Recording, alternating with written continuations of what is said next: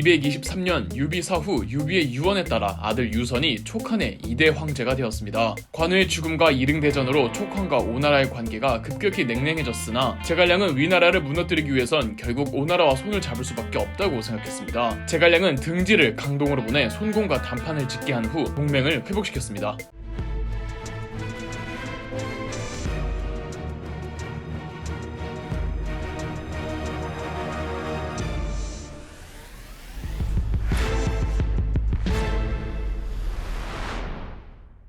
촉한과 오가 다시 연맹을 맺었다는 소식에 위문제 조비는 기다렸다는 듯이 손권의 강동으로 정벌을 떠났습니다. 손권을 향한 위문제 조비의 남정은 이릉대전 직후부터 거듭 반복되고 있었고 224년에서 225년 정벌에서 결정적으로 패전한 조비는 후유증인지 뭔지의 건강이 급격히 악화되더니 226년 사망해버렸습니다. 그리고 그의 아들이 위나라 2대 황제로 즉위하니 위명제 종예입니다. 세대가 또 한번 바뀌었죠. 제갈량은 오나라와 국교를 다시 회복했고 남쪽의 남만족을 평정하고는 오로지 위나라와의 전쟁에만 집중할 수 있도록 만발의 준비를 갖추어갔습니다. 제갈량이 위나라를 무너뜨리러 북진하는 사이 아래 이민족들이 반란을 일으키면 안 되잖아요. 그래서 제갈량은 지금의 귀주성과 운남성에 있던 남만족을 섬멸하기보단 적절히 혼낸 후 포섭해 그들의 반란의 싹을 잘랐던 겁니다. 227년 준비를 맞춘 제갈량은 위나라와의 전쟁을 선언하는 상소문을 유선 황제에게 올립니다. 이 상소문이 그 유명한 제갈량의 출사표입니다. 신노 제갈량 황제 폐하께 아뢰입니다. 선제 폐합 끼워서 창업하신 뜻에 반도 이루지 못하신 채 돌아가셨고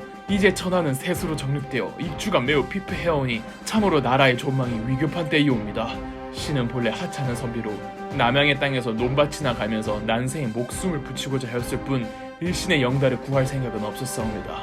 하오나 선대 황제께서 황공하옵게도 신을 미천하게 여기지 아니하시고 무려 3번씩이나 몸을 낮추어 몸소 초려를 찾아오셔서 신에게 이를 자문하니 신은 이에 감격하여 마침내 선대 황제를 위해 몸을 아끼지 않으리라 결심했습니다. 그 후로 소임을 맡아 동분서주하며 이를 행해온 지 어언 21해가 지났사옵니다. 이제 남방은 평정되었고 인마와 병기와 갑은 역시 넉넉하니 마땅히 삼군을 거느리고 북으로 나아가 중원을 평정시켜야 할 것이옵니다. 늙고 아둔하나마 힘을 다해 간사하고 흉악한 무리를 제거하고 한나라 황실을 다시 일으켜 옛 황도로 돌아가는 것만이 선대 황제께 보답하고 폐하께 충성드리는 신의 직분이옵니다. 21년 제갈량이 출사표를 올릴 때가 삼구초로로부터 21년이 지난 시점이었답니다. 일설에 의하면 제갈량이 출사표를 읽을 때 21년간의 추억이 제갈량을 자극했는지 제갈량은 울먹이며 출사표를 읽었고 그 옆에 있던 대신들도 눈물을 훔쳤다고 하더군요. 이 출사표가 워낙 명문장이라 지금까지도 출사표라는 단어는 무언가 중대한 일을 하기 전 발표하는 선언서를 비유할 때 쓴답니다. 227년 제갈량이 모든 것을 건 위나라의 전쟁을 제갈량의 북벌이라고 합니다. 제갈량의 북벌 루트는 처음 제갈량이 유비에게 제시한 천하 3분지기에도 나오지만 오로지 기산이라는 곳을 점령하는 것이었습니다. 제갈량은 우선 조은 장군을 선봉대장으로 삼아 기곡으로 보냈습니다. 그맘때쯤이면 조은은 70살 가까이 되는 노장 중의 노장이었을 텐데 그 몸을 이끌고 맨 앞에 나섰다는 게 참 대단하지 않나요? 위명제 조예는 조은을 막기 위해 대장군 조진을 보냈습니다. 조진은 조조의 조카이니 명제 조예에게는 삼촌뻘 되는 거죠. 다들 제갈량의 북벌을 막아냈던 위나라의 전략가이자 제갈량의 라이벌은 사마이로 알고 계시죠? 처음엔 사마이가 아니라 조진이었습니다. 위나라를 건국한 문제 조비는 한나라의 멸망 이유를 외척과 환관과 호족의 권한이 지나치게 비대해졌기 때문이라고 생각해서 조비는 어떻게든 외척, 환관, 호족의 권력을 억제시켰습니다. 대신 조비는 왕족을 대거 등용했죠. 조씨 아니면 못 믿겠다는 겁니다. 문제 조비가 죽기 전 고명 대신 4명을 부르는데 그중 2명이 조진과 조휴 왕족들이었습니다. 다른 2명 사마이와 진구는 호족 겸 명망 가문 출신이었죠. 조비가 죽고 즉위한 명제 조예 때에는 이 4명의 권력이 균형을 이루고 있었습니다. 말하자면 위나라판 동양의 사두 정치? 그 중에서도 가장 막강한 권력을 지니는 건 조진과 조휴였고 조진이 촉 전선에 그리고 조휴가 오 전선을 진두지휘하고 있었습니다. 여하튼 다시 제갈량의 1차 북벌로 넘어와 보겠습니다. 기곡에서 촉헌의 조은과 위에 조진이 대치하고 있을 때였습니다. 갑자기 위나라의 안정성, 천수성, 남한성이 함락되었다는 소식이 조진에게 전해집니다.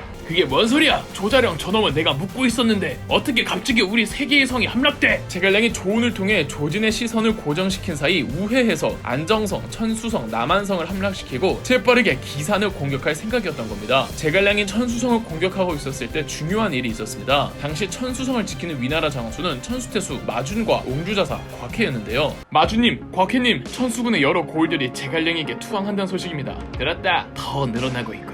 이 배신자들! 배신을 꼭 같은 놈들은 차라리 빨리 떨어져 나가는 게 낫다. 괜히 나중에 우리 통수치는 것보다 일단 우리 모두 상규성으로 철수하자.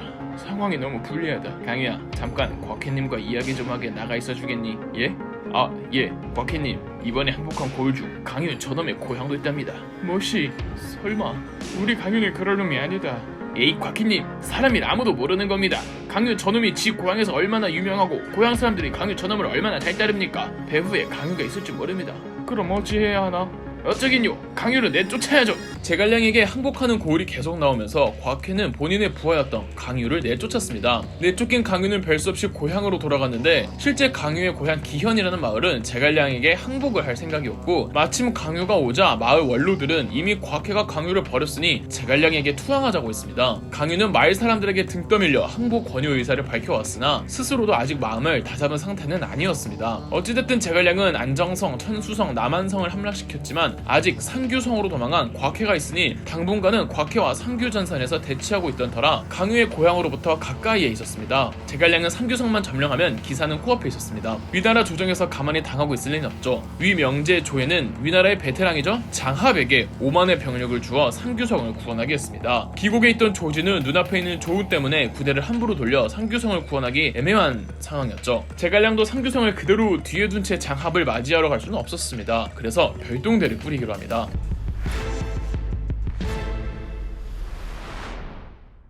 승상, 저를 부르셨다고요? 그래 마소, 자네에게 임무를 주겠네. 말씀하십시오 승상. 위나라의 장합이 이곳으로 오고 있네.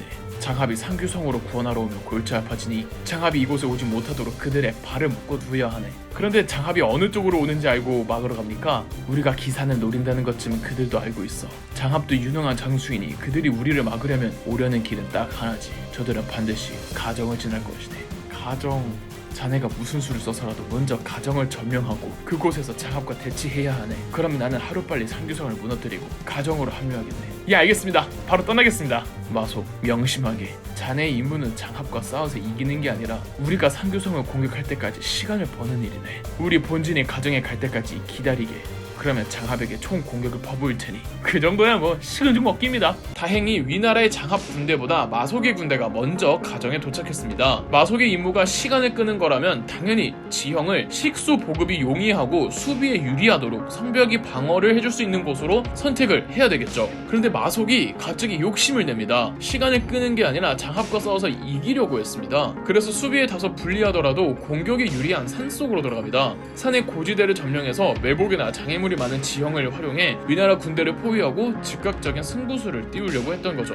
마소님, 진영을 산으로 옮기시다니요. 산속으로 가면 식수 보급이 힘들어집니다. 식수 보급이 힘든 건 나도 잘 알고 있다. 그러나 장기전으로 가지 않고 일격에 적군을 섬멸시키면 장합의 군대는 도망칠 것이고 그때 산에서 내려와 식수를 확보하면 된다. 섬멸이라니요? 승상께서 오실 때까지 기다리는 게 아니었습니까? 우리가 알아서 장합의 군대를 격퇴시키면 승상께서는 더 편안하게 상규성을 공격할 수 있지 않겠느냐. 비록 승상께서 맡기신 임무는 아니지만 장합을 무찌르고 나면 승상께서도 용서해 주실 거다. 마속은 유비가 형주를 장악할 때 포섭했던 토착선비 마시 5형제 중 막내였습니다. 5형제 중 넷째였던 마량의 재능이 워낙 정평이 나 있어서 유비가 늘 데리고 다녔는데 마량은 이릉전투 때 전사하고 말았습니다. 반면 막내 마속은 이상하게 활약할 기회가 없었고 그만큼 촉헌에서 입지가 크지 못했습니다. 불쌍해서인지 아니면 나름 재능이 있다고 판단해 키우면 되겠다고 생각해서인지 그냥 모자르지만 착한 친구였는지 제갈량이 유독 마속을 예뻐하고 데리고 다녔다고 합니다. 그래서 제갈량은 마속에게 기회를 주고자 가정 방어를 맡겼던 거였습니다. 그런데 마속은 그 기대에 지나치게 부응을 하고 싶어서 제갈량의 임무를 무시하고 공을 세우고자 하는 과한 욕심을 부렸던 거죠. 그런데 위나라 장수 장합은 빙다리 핫바지가 아니었습니다. 조조 때부터 큰 활약을 이어왔던 장합은 위나라에서 상당히 유능한 베테랑 중에 베테랑이었습니다. 가정 부근의 산에 마속의 진영을 두었다는 정보를 입수한 장합은 별다른 거 하지 않고 그냥 식수로 차단시키고 가만히 기다렸습니다. 먹을 것과 물이 끊기면 그 군대는 절대 맺지 못 갑니다. 어느 정도 촉헌의 병사들을 말려 죽였다고 생각한 장합은 산속으로 들어가 마속의 군대를 공격했고 싸울 일말의 힘도 없던 촉헌의 병사들은 너무나도 쉽게 죽거나 바로 투항하면서 가정 전투는 어이없이 끝나버렸습니다. 마속은 현장에서 도망갔고 부장이었던 왕평은 끝까지 싸우다가 일부 병력을 데리고 후퇴했습니다. 제갈량은 가정전투의 패전 소식을 듣고 철군 명령을 내렸습니다. 병력 손실도 손실이지만 제갈량이 가장 피하려고 했던 것이 장합의 지원병과 기곡에서 조운이 맡고 있는 조진의 본진 그리고 상규성에 있는 곽해의 3군이 합치는 것이었습니다. 그런데 가정에서 마속이 너무 빨리 무너지고 장합이 상규성을 구원하러 오니까 제갈량은 철수할 수밖에 없었죠. 제갈량이 장합이나 조진을 무서워했다기보단